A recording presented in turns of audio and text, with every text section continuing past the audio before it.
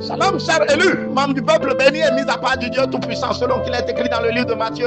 Préparez le chemin du Seigneur, aplanissez ses sentiers, selon la voix de celui qui crie dans le désert. Et selon cette voix, ce matin donc, je viens proclamer que le chemin qui te conduit à l'excellence de la connaissance de Christ te soit aplani. Que le chemin qui te conduira à une rencontre sérieuse, profonde avec Christ te soit aplani. Que le chemin qui te conduira à l'épanouissement et à la vie en Christ te soit aplani. Que le chemin qui te conduira dans la traversée de cette journée de façon paisible te soit aplani pour que tu la traverses victorieusement, pleinement pour la gloire de l'éternel Dieu des armées. Amen. Qu'il en soit ainsi et que ta journée demeure donc bénie et féconde. Amen. Notre méditation matinale est tirée du livre de Daniel, Daniel chapitre 11 au verset 32. Il est écrit: il ne séduira pas des flatteries les traites de l'alliance, mais ceux du peuple qui connaîtront leur Dieu agiront avec fermeté. Fin de citation, c'était Daniel chapitre 11 au verset 32. Le thème tiré de cette lecture biblique pour notre méditation est: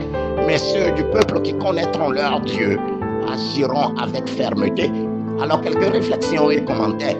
Chaque croyant comprend que de connaître Dieu est la plus haute et la meilleure forme de la connaissance. Et cette connaissance spirituelle est une source de vigueur pour le chrétien. Amen. Il fortifie ainsi sa foi. Dans l'Écriture, il est constamment parlé des croyants comme des personnes qui sont éclairées et enseignées par le Seigneur. Il est dit qu'ils ont reçu une onction du Saint des Saints. Et la fonction particulière du Saint-Esprit est de les conduire dans toute la vérité pour l'intensification et l'encouragement de leur foi. La connaissance fortifie l'amour aussi bien que la foi. Cette connaissance ouvre la porte et c'est alors derrière cette porte que nous voyons notre Sauveur. Alléluia. Ou alors, pour utiliser une autre comparaison, la connaissance peint le portrait de Jésus. Et lorsque nous voyons ce portrait, c'est alors que nous l'aimons, car nous ne pouvons pas aimer un Christ que nous ne connaîtrons pas, tout au moins à un certain degré. Alors, il est important que nous sachions que si nous connaissons, même très imparfaitement, l'excellence de Jésus, ce qu'il a fait pour nous et ce qu'il fait encore maintenant, nous ne pouvons pas l'aimer plus. Mais le plus nous en savons sur lui, le plus nous l'aimerons et le connaîtrons davantage. La connaissance fortifie aussi l'espoir. Comment pouvons-nous espérer une chose si nous ne savons pas qu'elle existe? L'espoir peut être le télescope, mais jusqu'à ce que nous recevions l'instruction, notre ignorance se place comme devant l'objectif de ce télescope. Et nous ne pouvons voir quoi que ce soit.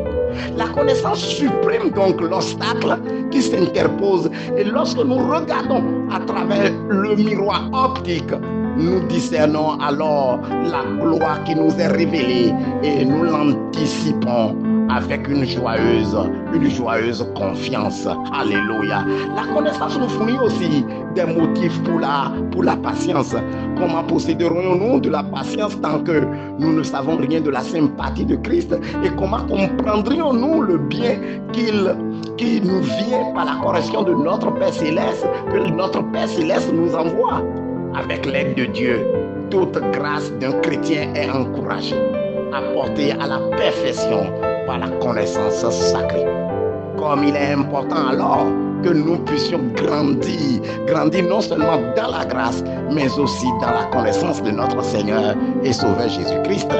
Amen. Qu'il en soit ainsi et que pleinement nous marchions dans la découverte, dans la connaissance de qui il est véritablement. Et nous l'aimerons, nous avancerons, nous serons plus attachés à lui contre vents et marées. Que cela reste ainsi à part et que cette journée te soit davantage libérée. C'était notre méditation matinale tirée du livre de Daniel, Daniel chapitre 11 au verset 32 dans le thème est: mais ceux du peuple qui connaîtront leur Dieu agiront avec fermeté.